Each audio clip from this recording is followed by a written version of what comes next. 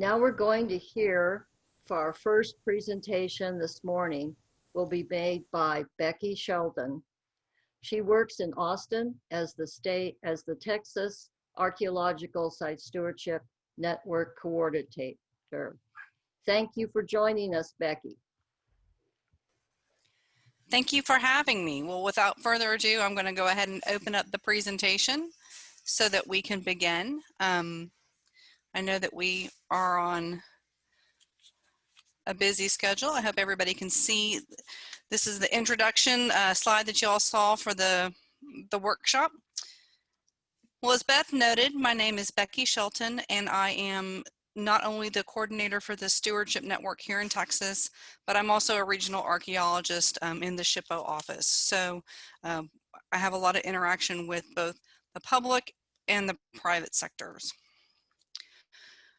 I was lucky enough to adopt a well-established program. It's in its 36th year here in Texas.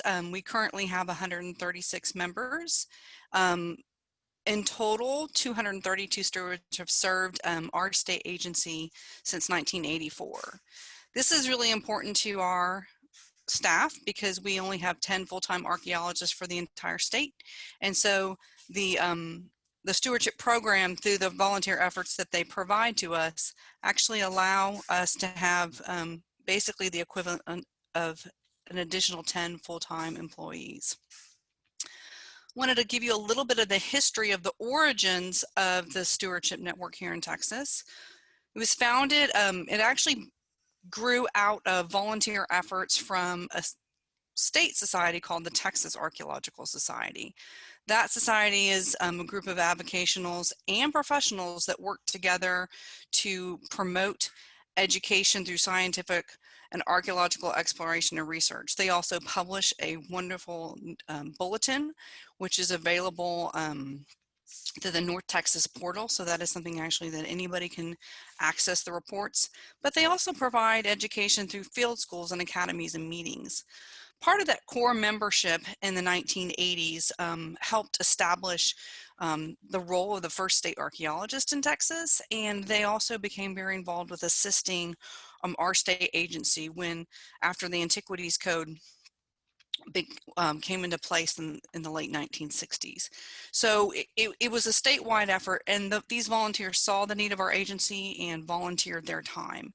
So our stewardship network actually came out of this volunteer organization, and the first 10 stewards in 1984 were all tenured members of the Archaeological Society.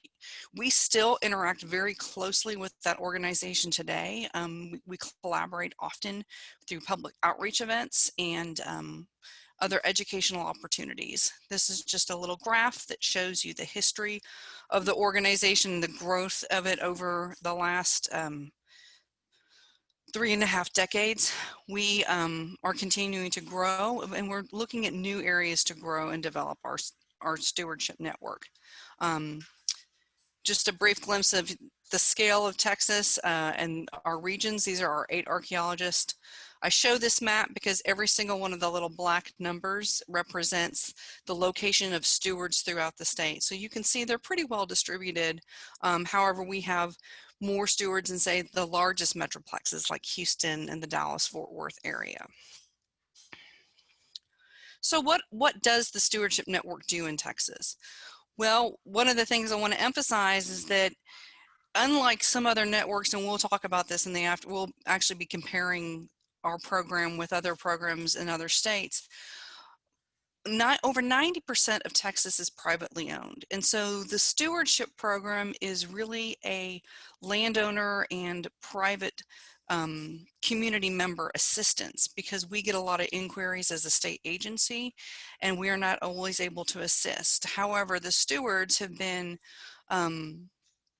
enabled through state law to assist the state archaeologist. And so they do a myriad of activities, which include recording new sites, and I've noted quite a few of the other ones here, working with us in seeking protective designations such as listing on the National Register. We also have a state designation called the State Antiquities Landmark. And so this is kind of the overview of the types of activities the stewards participate in. However, that continues to grow, and we are constantly looking at new ways to assist landowners and work within our communities.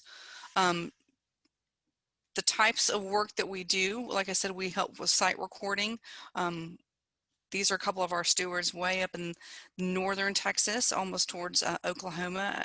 They went out to assist a landowner and found some really unusual petroglyph rocks on the hillside, and it looked like it was an activity camp.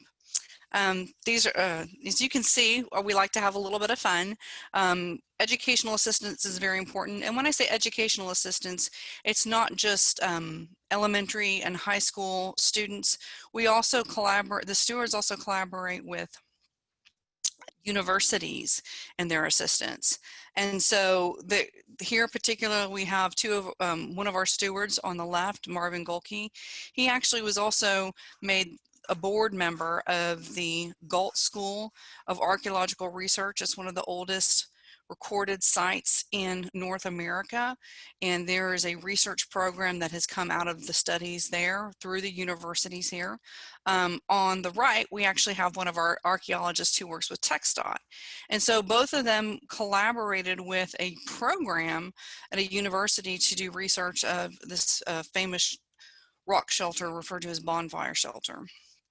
And so you can see that it's not just limited to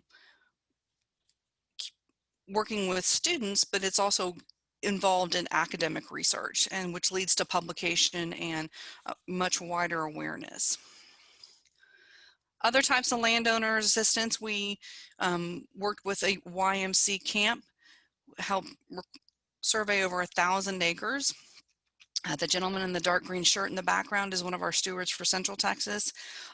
He was invited to come and do the survey. He turned it into a major education effort and worked with an anthropology club, their advisors, and taught the students site recording methods, survey methods, the basic information that the students would need to learn and maybe help them pursue degrees and careers in archaeology.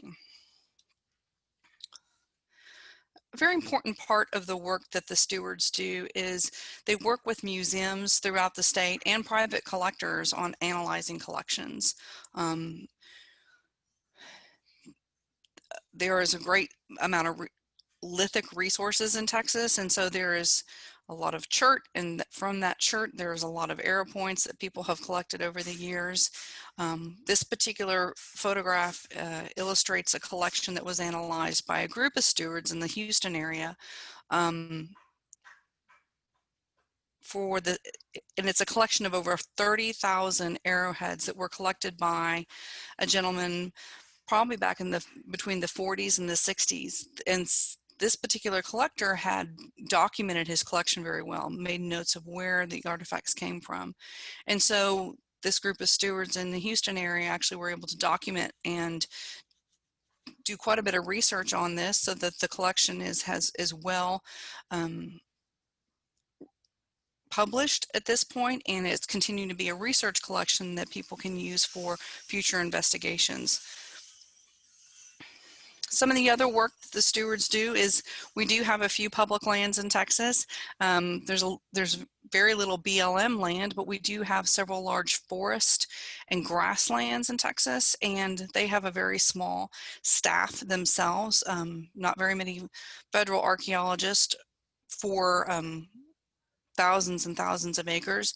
They have a great collaboration called Volunteer Project for, and this is not just in the state of Texas, it's actually in 36 states. It's the Passport in Time. So here's one of our stewards with a field Forest Service employee actually doing some baseline work in East Texas. And so that's a really another great way for our stewards to collaborate. They have regional expertise throughout the state. The archaeology is very different from East Texas to West Texas and beyond. And so it really helps to have stewards who grew up in that area. They're familiar with the community and are able to assist in this way as well. I've talked a little bit about education for youth. Well, this is definitely one of the things that we love to participate in is heritage festivals, or like I mentioned earlier, October is Texas Archeology Month, and so we have a lot of festivals and fairs and events that we hold where our group has been able to pivot and do a lot of these virtually, and some limited activities outdoors. And so this is just an example of how our stewards became very involved with a local or a regional archaeology society and how they were able to provide assistance to a place called the DAS Center, which is a wonderful heritage center in Northeast Texas. One of the things I really wanted to talk about today is where we're going from here. As I mentioned, we have 136 stewards, and we have drawn our volunteers heavily from well-established organizations such as the Texas Archeology Society. However, our state agency is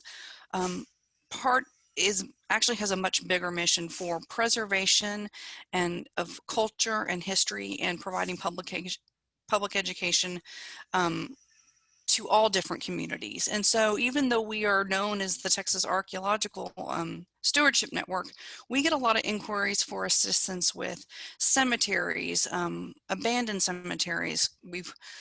The cemeteries become lost. We know the family was buried there. Where can we find it? So we're really expanding. We have a group of volunteers here in Central Texas, actually here in Austin, that have been assisting descendant community to clean up and identify markers for the Park Springs Cemetery, and that has become very effective. And so we're excited about branching out. We've always worked some with cemeteries because that's part of our history, but we're finding more ways to do that. So when we talk about recruitment, this is a big challenge, I think, for many stewardship organizations, is finding new audiences, and these communities that come to us that may not be asking about archaeology, but if they're asking about history and culture, we definitely can assist them. Another activity that the stewards participate in heavily is collaboration with large public projects. This is actually a project that was held at one of our state historic sites, so it's on public land. There was an educational academy. We were training over 50 students, adults and children, and college-age students on basic archaeological techniques. It's an active DID, which is pretty awesome because they're doing work at one of our state historic sites, San Felipe. Another part of recruitment is not only do you work with very dedicated volunteers, but then you also want to maintain that working relationship.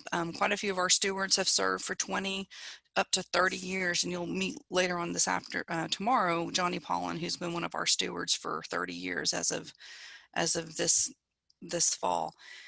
So retention is important by, I think, providing incentives and unique opportunities to work on high profile and unique projects.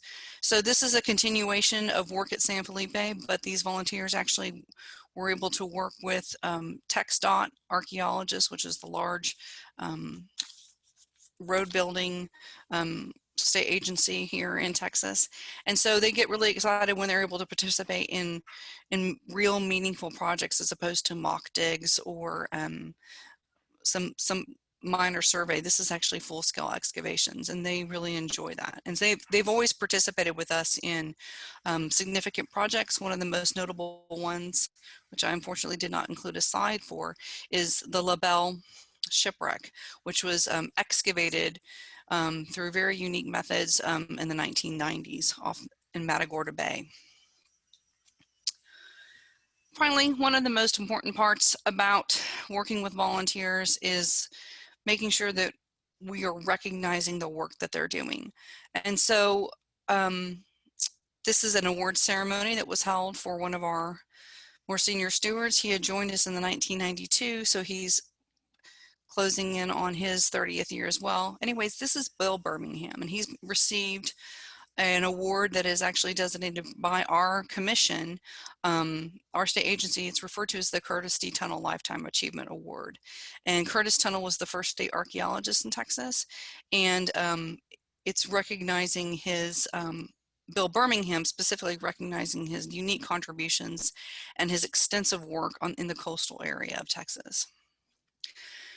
So our mission forward is that we're looking to expand the definition of our stewards in Texas. Right now they're referred to as archaeological stewards, but many of them are historians and archivists. We are starting to collaborate with our cemetery program and to find other ways to assist communities documenting their heritage and what is important to them.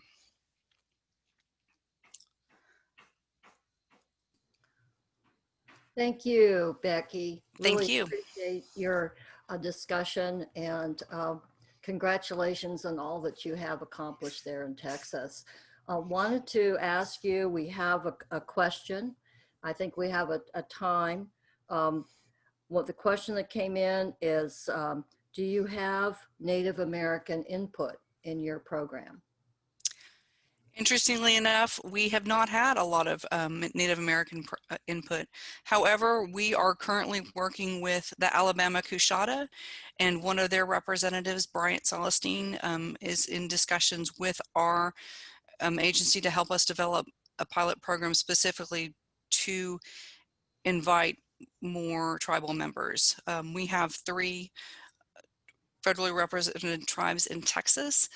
However, we have almost over 20 to 30 tribes with areas of interest that have historically lived and occupied in Texas. And so many of them are in Oklahoma, and we are looking to coordinate with them in new ways.